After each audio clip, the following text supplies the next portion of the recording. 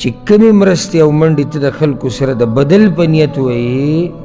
د دې تا ته ذره برابر ثواب نه میلاویږي، ځکه چې انما الاعمال بالنیات، د اعمالو دار و مدار خو په نیتونو باندې دی، او نیت ستا دلته دا دی چې دی ما سره بیا منډه ووایي، نیت دا دی چې خلک به څه وایي، نیت دا دی چې زه پرې ښه ښکاره شم زما صفت وشي، نیت دا دی چې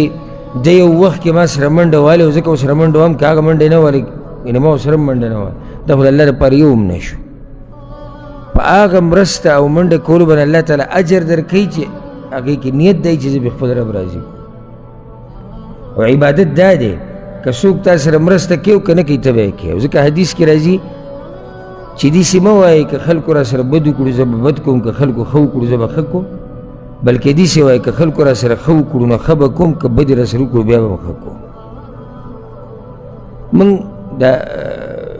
که چا سره مرسته کوو یا ښه اخلاق استعمالو دا به په دې نیت نه استعمالو چې خلک یې داسې کوي، خلک دې دیوال ته راوګوره خلکو سره زموږ سره زموږ کار هغه د خپل شریعت سره دی، اسلام چې کوم تربیت موږ له راکړی دی په هغې باندې تګ دا زموږ کار دی. نو دا خبره په اوله کې یاده کړئ، داسې نه چې زه دا بیان ختم کړم او اخره پورې سړي ذهن کې دی هغه چاته چا سره منډه والي د بدل په نیت کې چې یاره زه خو هم دې کې رالم او دا فضیلت به ما ته هم میلاویږي. کم فضیلت چې قرآن او حدیث کې د دې خوی راغلی دی او د دې عبادت هغه د هغه چا دپاره دی چې دا کار یې الله ته د نږدې کېدو په نیت باندې کړی، هغه ته دا فضیلت میلاویږي. د خلکو حاجتونه پوره کول دا هغه خوی دی چې په دې سره د انسان نیکیانې ډېرېږي، الله ترې راضي کېږي او دنیا او آخرت کې رحمتونه برکتونه دا د په نصیب کېږي. د خلکو سره مرستې کول دې سره په معاشره کې مینه او محبت فضا جوړېږي، دا خو واضح ده. که چېرته داسې معاشره ته ویني چې هغه د معاشرې افراد د یو بل سره ولاړي، د یو بل سره منډې وي، د یو بل سره مرسته کوي، د یو بل حاجتونه پوره کوي، نو دې معاشره کې به د یو بل سره بغض او کینې که مینه محبت وي، مینه محبت وي. او یو وجه زموږ د معاشرې نه د مینې محبت ته کمېدو هغه دا ده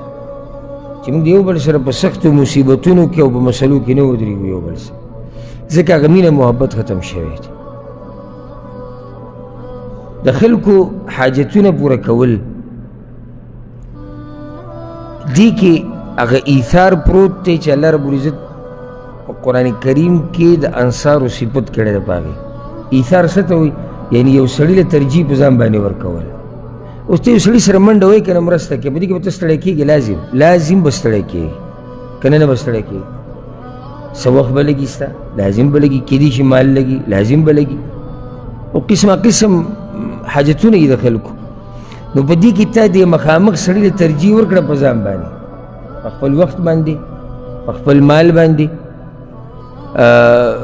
په خپل آرام او سکون باندې، او کېدای شي ته د چا حاجت پوره کوې، چا سره منډه او مرسته کوې او تا ته لوی نقصان پکې ورسي، دنیوي رسېدی شي.